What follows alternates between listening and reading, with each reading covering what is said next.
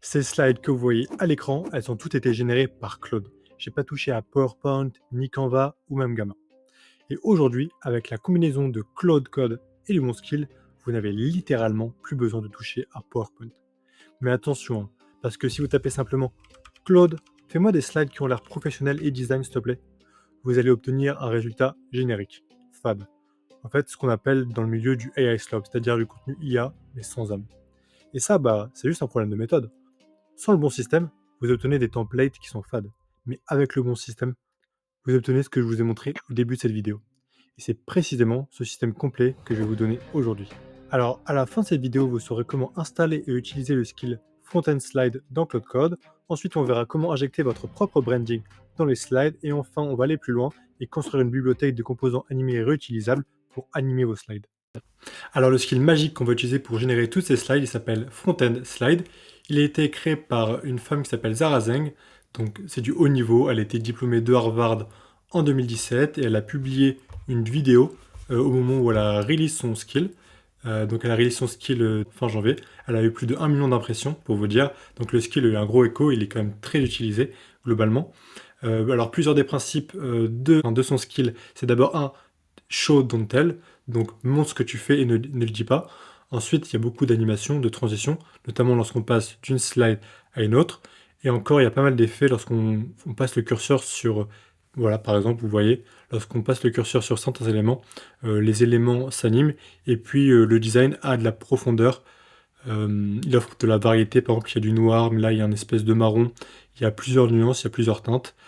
C'est assez simple, c'est minimaliste, c'est beau. Bref, moi, je suis convaincu par ce skill. Alors c'est parti, maintenant on lance l'installation de ce skill. Donc vous voyez là, on est sur GitHub. On prend le lien et ensuite on va le donner à Claude. Alors vous inquiétez pas pour le lien, je vais le mettre dans mon groupe School. Vous trouverez le lien sous cette vidéo en description.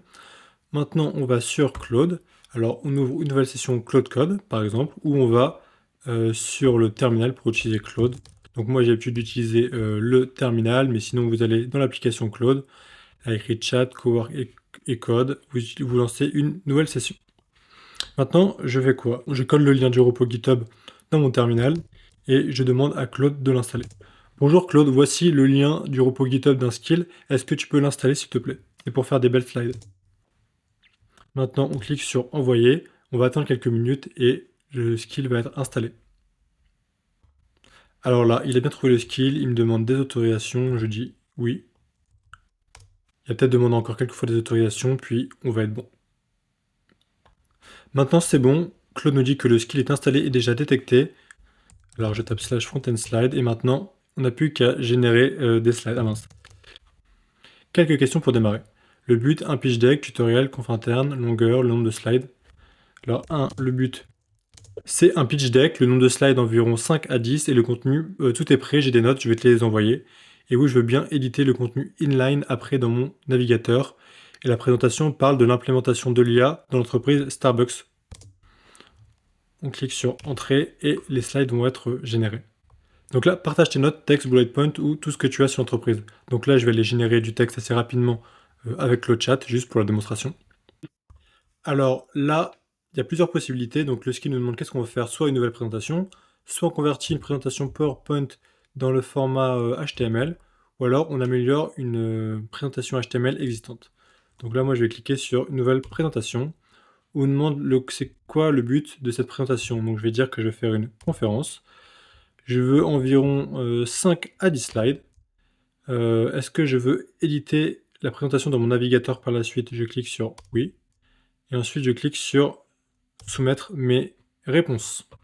Ensuite, il me demande si j'ai déjà du contenu qui est prêt pour ces slides, parce que c'est vrai que si je lui demande de générer des slides, il faut qu'il sache quand même de quoi parler. Donc j'ai généré assez rapidement du contenu. Donc j'ai dit qu'on était Starbucks et qu'on voulait réaliser des slides sur les agents IA. Là, je lui copie-colle mon texte et normalement, il doit me générer 5 à 10 slides sur ce que je lui ai dit. Donc j'ai donné pas mal de chiffres pour voir comment il les met en avant dans un PowerPoint, puisque à mon avis, c'est quand même quelque chose de très important. Maintenant, quel est le sentiment que l'audience devrait avoir? Donc elle devrait être excitée, avoir plein d'énergie. Donc c'est parti. Ensuite, je clique sur soumettre et je clique sur soumettre à nouveau. Normalement, ça charge, on crame encore quelques tokens. Là, on me demande encore une autorisation, je clique sur oui, on continue. Donc là maintenant, Claude vient de me générer 3 styles de slides différentes. Il vient de les ouvrir dans mon navigateur, c'est à moi de lui dire ce que je préfère. Donc là, voilà le style 1, Deep Pro, ok. Ah ça, moi j'adore, le côté noir, violet, rose. Et là, l'IA qui tourne le monde. Ok, bah moi, mon préféré, c'est le style numéro 2. Donc je retourne dans le terminal et je lui dis, mon style préféré, c'est Néon Cyber. Donc c'est quand même une fonctionnalité assez intéressante, c'est-à-dire qu'avant de générer 5 à 10 slides sur un sujet et de cramer beaucoup de tokens, il nous propose d'abord plusieurs styles, on valide, et ensuite il génère les 5 à 10 slides. Donc c'est assez efficient en termes de tokens d'ailleurs.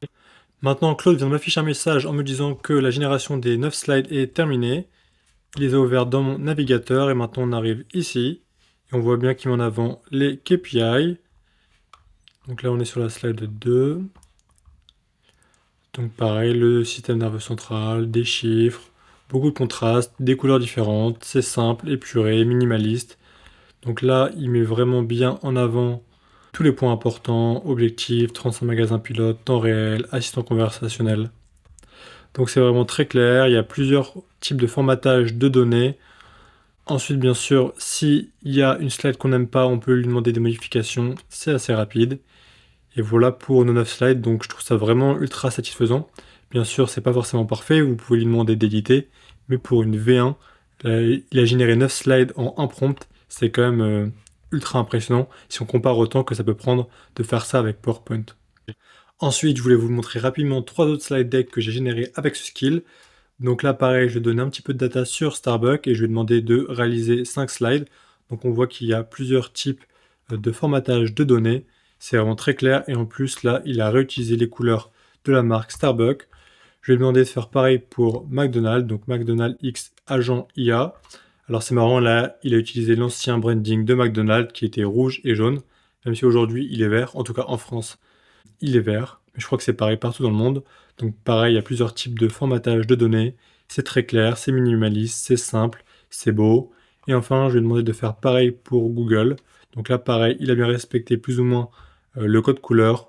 C'est minimaliste, c'est épuré. Les données sont bien mises en avant. 74 milliards de R&D, 2 trilliards de recherche tous les ans. Là, il met en avant 4 mots, une devise. Il met en avant les modèles de Google. Et voilà, c'est vraiment magnifique. Donc, faut pas oublier que tout ça, c'est généré en HTML. C'est assez simple. Et vous pouvez éditer ça dans Claude en un clic. Alors là, je suis de retour devant le premier slide deck qu'on avait généré avec le skill. Et comme on l'avait dit, il est très bien. J'aime bien le style, mais maintenant, c'est pas forcément le style de ma propre marque. Et c'est pas le style de votre propre marque non plus, c'est pas votre branding. Et ce que vous voulez, c'est adapter les slides à votre branding. Sinon, il y a un manque de cohérence visuelle. Sinon, vous ne vous démarquez pas. Donc, comment on fait? Ben, c'est très simple. On peut dire à Claude quel est notre branding. Par exemple, on lui dit quelle est notre typographie, quelles sont les couleurs qu'on aime, quelles sont les images qu'on aime, quel est notre logo. Ou alors, on peut simplement lui donner notre brand book en PDF. Donc là, par exemple, j'ai tapé EDF Brandbook sur Google et on voit que dans le Brandbook, ils mettent en avant toutes les polices qu'ils utilisent. On voit les couleurs, toute la palette de couleurs. Et on voit également plusieurs images, le contraste et encore d'autres images. Donc si vous avez un Brandbook, vous pouvez tout simplement l'uploader dans le terminal et ça aidera 100% l'intelligence artificielle, donc Claude, à adapter le slide deck à votre marque. Alors là, par exemple, je suis retourné sur mon terminal et je lui ai dit, est-ce que tu peux adopter les slides à ma marque, s'il te plaît? Voici nos couleurs. Hashtag 1C, 1C, là c'est donc du noir, là A00, je sais pas trop ce que c'est, bon, c'est pour l'exemple. La typographie, j'ai rien mis, mais vous pouvez dire que vous utilisez Lato ou Time New Roman, peu importe. Et pour le style, je dis que j'aime bien iOS 18, Liquid Glass, mais voilà, adoptez ces informations-là à votre marque, à votre style et à ce que vous aimez, tout simplement. Alors, si dans votre cas, vous n'avez pas encore de brand book défini, vous n'avez pas encore de typographie, de couleur, de logo bien défini pour votre marque, ou alors simplement que c'est une présentation pour l'école, dans ce cas, vous pouvez utiliser ce repo GitHub qui comprend un brand book pour beaucoup de marques très connues. Par exemple, il a le brand book de Claude, de Eleven Lab, de Mistral, OpenCode, Cursor, à mon avis, il a Apple, Airtable, Figma, et c'est vraiment détaillé parce que pour les précédentes slides que je vous avais montrées avec McDonald's, Google, Starbucks, c'était Claude qui avait recherché sur internet, mais vaguement, alors que là, c'est vraiment des fichiers ultra détaillés qui détaillent en profondeur chaque élément du style des plus grandes marques. Donc vous pouvez prendre ce repo GitHub, je vous le mettrai pareil en lien sous la vidéo. Ensuite, vous allez dans votre terminal, vous pouvez dire à Claude d'installer ces fichiers-là, installe ces fichiers, et ensuite vous pouvez dire à Claude, j'aime bien le style de Apple, donc est-ce que tu peux générer les slides en suivant le style de Apple tel que décrit dans ce fichier-là? Alors c'est bon, maintenant les fichiers sont installés et j'ai demandé à Claude de générer une slide deck en utilisant le design de Apple et voici le rendu. Donc là on est bien dans le design d'Apple, c'est noir, c'est blanc, c'est minimaliste et il y a du bleu. Siri ne répond plus, elle agit. Donc voilà, j'ai demandé du texte sur l'IA. Il y a plusieurs façons de montrer de la data. Il y a des tableaux. Non, c'est vraiment très réussi hein, si vous comparez à apple.com. Clairement, c'est plus ou moins le même branding, donc blanc, gris et bleu. Toutefois, il y a un problème. Si vous utilisez ça pour vos slides, vous plagiez complètement Apple. Donc si vous voulez juste vous en inspirer, vous pouvez d'abord demander à Claude d'utiliser le fichier Brand Design de Apple. Et ensuite, vous pouvez demander une ou deux modifications. C'est ce que j'ai fait. Par exemple, j'ai repris le premier fichier que je vous ai montré. Et j'ai demandé à Claude d'utiliser une autre couleur que le bleu. Je lui ai demandé d'utiliser du rouge, comme vous le voyez.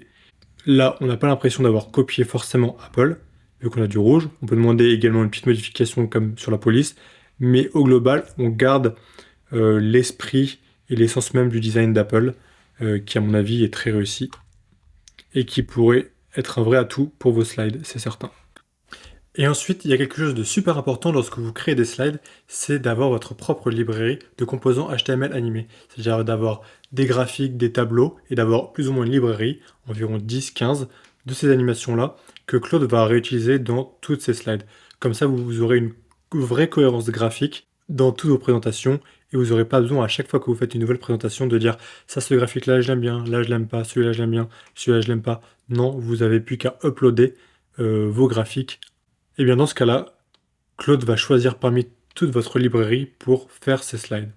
Alors, je vous montre très simplement comment on fait. On demande à Claude, bonjour Claude, est-ce que tu peux me générer une librairie de 10 composants HTML animés que je pourrais réutiliser dans toutes mes slides?